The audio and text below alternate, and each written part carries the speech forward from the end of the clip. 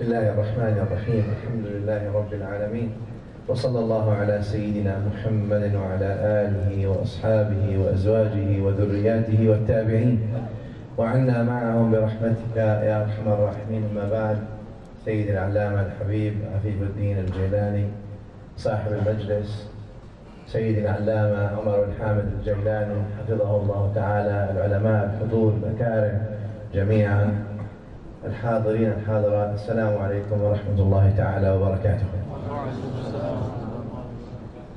Allah, Allah, it's Maulid again.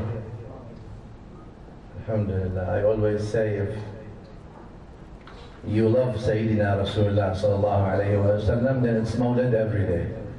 So we are always in Maulid. If you have his love, salawatullahi wa salamu alayhi wa alayhi. Fadil Shaykh was reading وَمَا أَرْسَلْنَاكَ إِلَّا رَحْمَةً لِلْعَالَمِينَ. And when we look at the world today, my dear beloved, there's this element that rahmah is missing, and that the world needs more rahmah. Whenever we see less rahmah in the world, it means there is more need for the Muhammadan message and the Muhammadan rahmah. When you see people not manifesting rahmah, it means they need rahmah. Not that we don't manifest lack of rahmah with lack of rahmah. We give love to those who don't give love, and we extend the hand to those who don't extend the hand, and we give to those who deprive.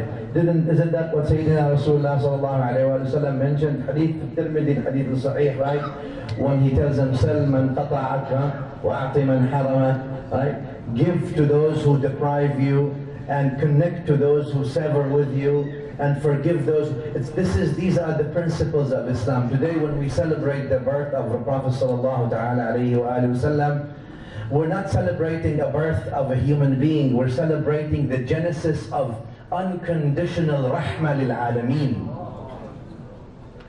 It's not just the birth of a human being. This is ar-rahmatul uzma sallallahu ta'ala alayhi wa ala alihi wa ashabihi wa azwajihi wa sallam. And when we look at the hawl of Sayyidina Shaykh Abdul Al-Jailani and the centrality of that markaziyya, the centrality of the role that Sayyidina Shaykh Abdul Al-Jailani, that Allah subhanahu wa ta'ala gave him from alamat al-qabul, you always say, that Allah ta'ala gave this figure in the Islamic ummah something that it did not give many. The nasab of Sayyidina Shaykh Abdul Al-Jailani al-Nubuwah is the most mashhoor and the most known and the most following and Allah ta'ala made him a flag of guidance after the Sahaba wa Tabi'een wa Al-Bayt alayhimus salam and all that. Why is that? Because Allah subhanahu wa ta'ala wills that the rahmah continues from the Anbiya through Ahlul Bayt al-Athhar, through As-Sahaba wa Tabi'een, and those who follow them until the Day of Judgment. Today we're gathered to connect to people who we have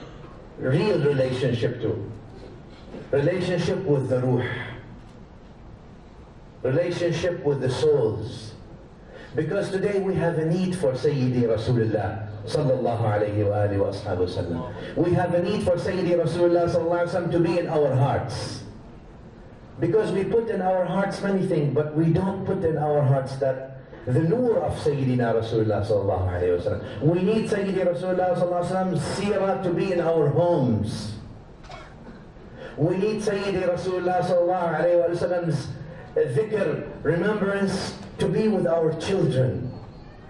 We need that tranquility that comes with the seerah of Sayyidina Rasulullah sallallahu ta'ala alayhi wa ala alihi wa sallam, my dear beloved. And that's the whole point, the journey that Al-Mustafa Al-A'zam wa Rasul Al-Akram sallallahu ta'ala alayhi wa sallam came with, was to transform people from ritual to spiritual. That journey, doing the rituals, now to a wholesome approach. It's no more rituals. It is the wholesome spiritual. You don't do sujood with your body. The point of salah is not that you just read the Fatiha, but that your heart is in sujood to Allah. Bismillah ar-Rahman ar-Rahim. Wasjud waqtarib. The reason of sujood is so you can do what? Come close. Qurb. Maqam qurb. Come close. Come close. Do sujood and come close. And the more you do sujood, the more you come close. And that's why, who is he telling to do sujood? To the Prophet sallallahu alayhi wa sallam. So if I always say, if your zahir is Muhammadi, your batin is Rabbani. If your outer manifestation is pure Muhammadi, your inner is Rabbani entirely, because now you are on the qadam of the Mustafa sallallahu ta'ala alayhi wa alayhi. But we have to sort of get our zahir and batin to be aligned. So the zahir is manifesting the sunnah of Sayyidina Rasulullah sallallahu alayhi wa sallam, and the heart, our batin, is al-qalb with Allah Rabbul Alameen subhanahu wa ta'ala, la ilaha illa hu. Today these gatherings, wallahi my dear beloved, these things are matters where people yearn for, the souls yearn for, because there's a need to rekindle, يعني تحريك لواعج الشوق إلى سيدنا رسول الله صلى الله عليه وسلم. We need to rekindle that longing to Rasulullah صلى الله عليه وسلم in our hearts, because our hearts are so dead with everything in the dunya, and this is in the dunya, and this guy does this, and this guy does that, and we're all tired and busy and having our heart filled with junk. But the thing that illuminates our hearts and revive them are not in our hearts. We come to these things all the way to bring that love back in our hearts to Sayyidina Rasulullah sallallahu alaihi wasallam, to pledge to the Prophet sallallahu alaihi wasallam that, Ya Rasulullah, we will try to walk on your footsteps. To pledge Sayyidina Shaykh Abdul Al-Jailani radiallahu ta'ala anhu, that Sayyidina Shaykh, what you've done all your life and the message that you came, which was consistent with the prophetic message, will not go in vain. We will walk those steps. It doesn't matter how many people walk through, but we will be there. That Quran and Sunnah centrality in our faith. It's not just talking the talk, it's walking the walk that matters. And today we talk, but we need to walk. And that's why we're here today in this hawl and in these Mawlids gatherings. And Shaykh Afifuddin, Allah grant him long life and health. This is not just an easy effort, and you all know this. It requires everybody's dua. I'm not saying anything else. I know the list is long. I've organized things, and I ask Allah to help those who are in organizations. But it's the project of Ihya Ulum al-Din. You know, when Imam Al-Ghazali rahmatullahi alayh, when he was banned, there was a ban on Al-Ghazali in the old days.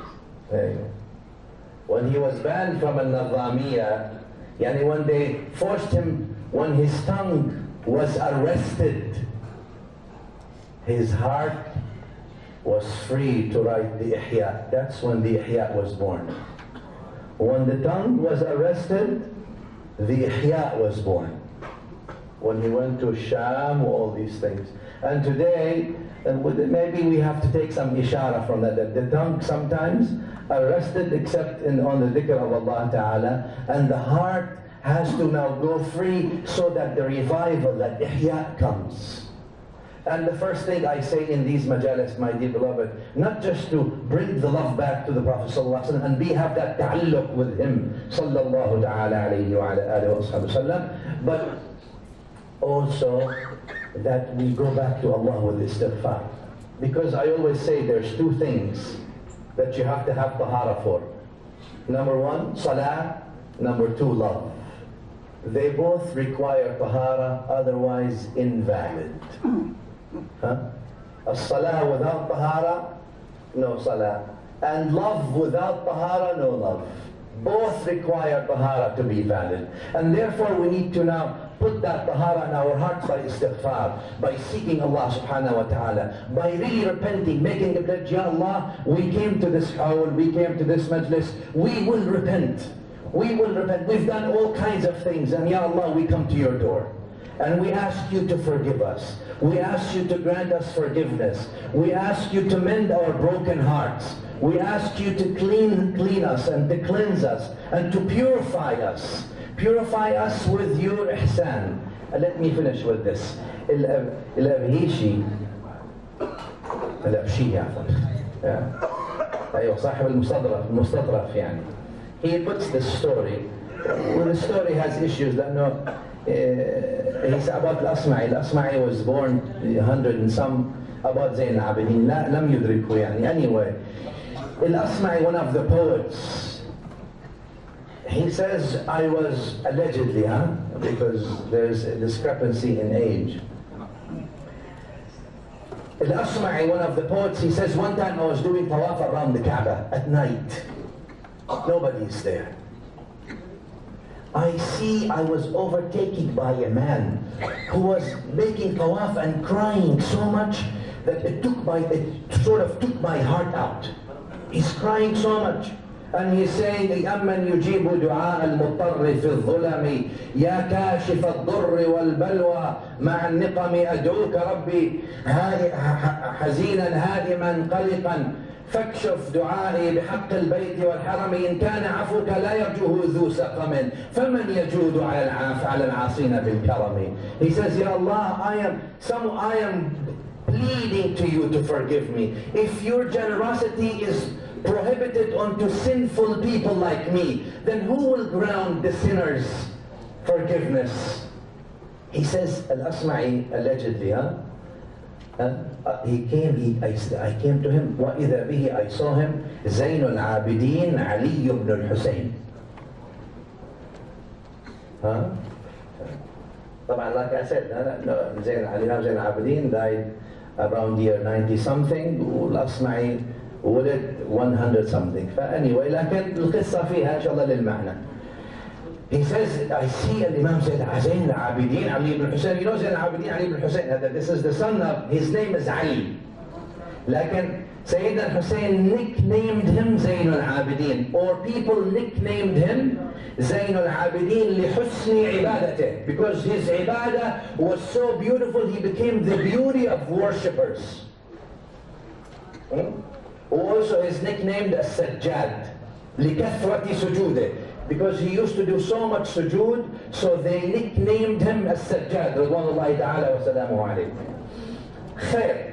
He says, I saw him, you are the one who's crying like that? You are من آل بيت النبوة ومنزل الرسالة وموضع الوحي, etc., etc. Then what someone like me, he tells him, what do I say? If you are like this, what do I do? He says, allegedly, he told them, allegedly, إن صح الصلاة تصح.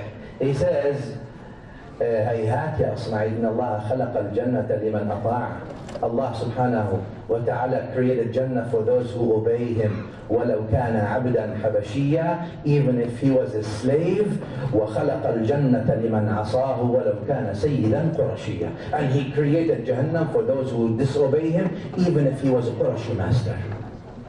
Then he read for him, فَإِذَا نُفِخَ فِي الصُّورِ فَلَا أَنْسَابَ بَيْنَهُمْ يَوْمَئِذٍ.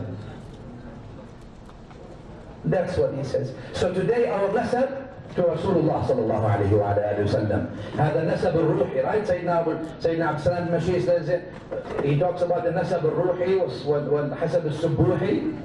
Don't we have to have that nasab ruhi to Sayyidi Rasulullah sallallahu alayhi wa sallam? And Nabi sallallahu alayhi wa sallam is your imam, is your guide, is your leader. We have to have that nisbah to him sallallahu ta'ala alayhi wa alayhi wa sallam. So please take this opportunity and this thing that all these brothers, Allah bless them, are making for you, to reconnect your nisbah to Sayyidi Rasulullah sallallahu alayhi wa alayhi wa sallam. Barakallahu ta'ala bina wa bikum. Jazakumullahu khairan. Sallallahu ala Sayyidina Muhammad wa alihi.